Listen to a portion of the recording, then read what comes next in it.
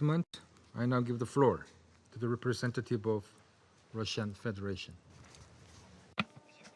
Thank you, President.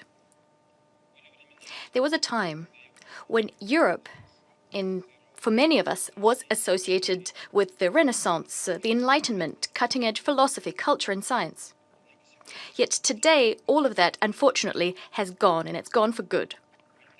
Voltaire, Rousseau, Kant, and other leading philosophers have been replaced with the von der Leyens, the Callases, and the Johnsons, as well as other small-time blinkered Russophobes, thanks to their efforts, the primitive hatred for our country, and an attempt to portray Russia as the main threat to pan-European security, is, before our very eyes, becoming the only ideology of European states.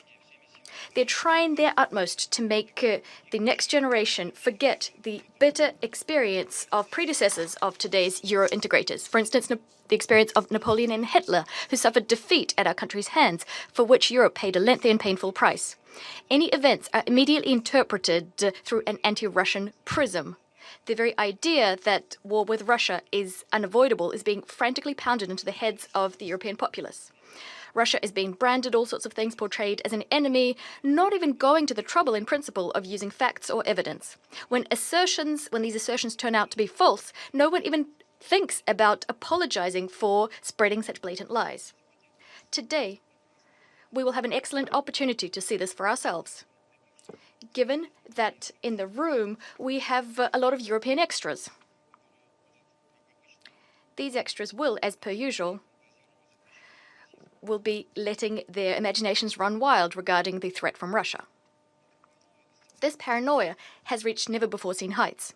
Just last week, we were compelled to listen in this chamber to groundless accusations about supposedly Russian UAVs entering Polish airspace. Not a single piece of evidence that these drones were of Russian provenance has been provided to date. It's telling that just a few days later, we heard that the incident involving damage to the roof of a residential house in Lublin province, which was a key component of this anti-Russia campaign, in reality was the result of a missile erroneously being dropped from a Polish fighter jet. The Polish Prime Minister Tusk today recognized that not a single drone that was found contained explosives. Not a single one posed a threat to civilians. For the Polish opposition, it clearly said this is a blatant provocation, the aim being to pull Poland into war. President, we take very seriously allegations against our armed forces. We always try to get the facts, which should allow us to understand what actually happened. This is why, in trying to get to the bottom of the situation, we immediately proposed for the Polish side to engage in bilateral consultations with us. Yet we didn't get a sensible reaction from Warsaw. This attests to only one thing. Neither Warsaw nor Brussels want the truth. All they need is a pretext for a new wave of the Russophobia campaign they're engaged in. It's very difficult to comment. Our European neighbors are inculpating themselves so obviously. Anyone of sound mind, anyone who is familiar with elementary logic would never say such a situation is normal. But yet, if on every screen, in every social media outlet, on every page, you're being told that Russia is your only enemy, then you might start believing anything and everything. The facts, the evidence here are superfluous. Today, we're compelled to be here to watch part 2 of this spectacle entitled Blame Russia for Everything. Our neighbors have now imagined that Russia is at fault for an incursion into Estonian airspace. As always, there is no proof except the Russophobic hysteria coming from Tallinn, which our Estonian colleague will wax lyrical about a little bit later. As for the facts prove that on the 19th of September, 3 Russian MiG-31 fighter jets conducted a planned flight from Karelia to an airbase in Kaliningrad Oblast, carried out in strict accordance with international airspace use rules. The Russian aircrafts did not stray from the agreed route, nor did they cross into Estonian airspace. Their trajectory, their flight was over the neutral waters of the Baltic Sea, over 3 kilometers from the island of Vindlo.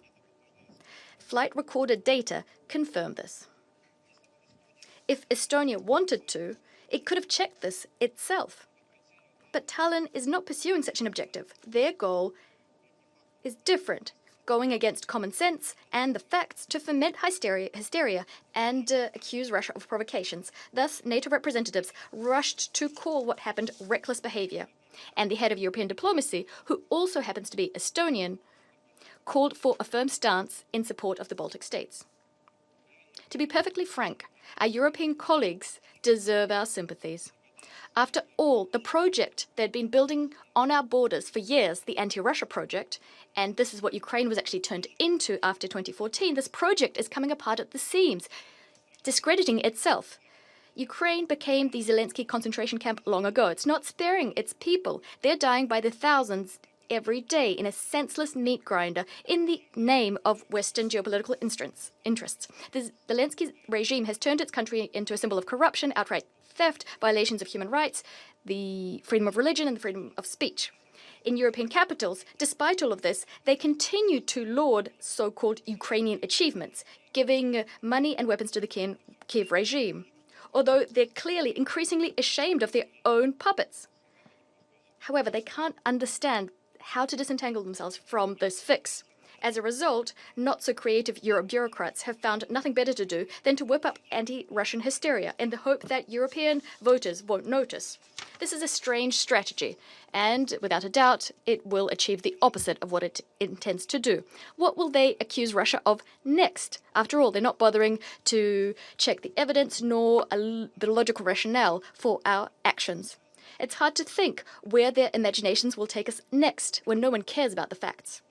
President, without a doubt, we understand that the hysteria of our European colleagues is also directed at trying to return the new U.S. administration, including President Trump, to an anti-Russia course. It's aimed at undermining the understandings and undertakings entered into by Russia and the U.S. by their presidents in Alaska a month ago. On this note, I'd like to quote the U.S. Vice President, J.D. Vance, who, at the Munich Security Conference at the start of this year, voiced some uncomfortable conclusions, uncomfortable for Europe. The threat, and here I quote, the threat that I worry about vis-a-vis Europe is not Russia, not China, it's not any other actor, external actor. What I worry about is the threat from within, the retreat of Europe from some of its most fundamental values, values shared with the United States, end of quote. Despite this clear-cut diagnosis, contained in the aforementioned quote, Europe decided not to listen. Europe today is like an unhinged, paranoid individual unable to respond to criticism. Nor is it able to remember the lessons of history. After all, for the current cast of European leaders and Euro bureaucrats, history was reset to zero in February of 2022. Thus, drawing the lessons of history for today's Europe is bad manners. But this is a very dangerous path. We all know that history is ruthless vis-a-vis those who forget its lessons. Thus, our former European partners, if you want to get hysterical, to foment and to continue levy baseless accusations, go right ahead. But do that without our participation. We won't be partaking in this theatre of the absurd, and you don't need us there. When you decide that you want to engage in a serious discussion about European security, about the fate of our common continent, about how to make this continent prosperous and secure for everybody, we'll be ready. You know where to find us. I thank you. I thank the representative of Russian Federation for the statement. I now give the floor to the representative of Panama. Gracias, señor. Thank you, Mr. President. We are grateful for the detailed presentation of Undersecretary General Janša, providing us with a more complete picture of the events that took place in Estonia on Friday, the 19th of September. And we'd also like to welcome the ministers distinguishing us today with their presence at this meeting. Just a week ago, this council met to consider with concern the incursion of Russian drones into Polish airspace. Today, once again, we find ourselves addressing similar events, this time concerning the incursion of Russian combat aircraft into Estonian airspace. These incidents, so close together in time and of such threatening nature, illustrate a pattern of actions that could undermine regional stability, and they are a cause of concern for us all.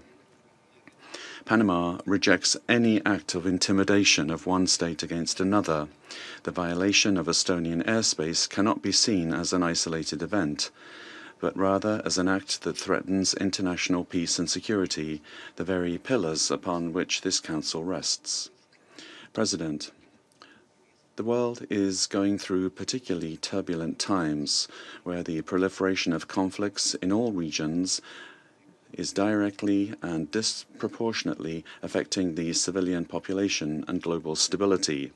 The accumulation of these intimidating incidents does not contribute in any way to peace or international stability. On the contrary, these events erode trust among states and create a climate of heightened tension and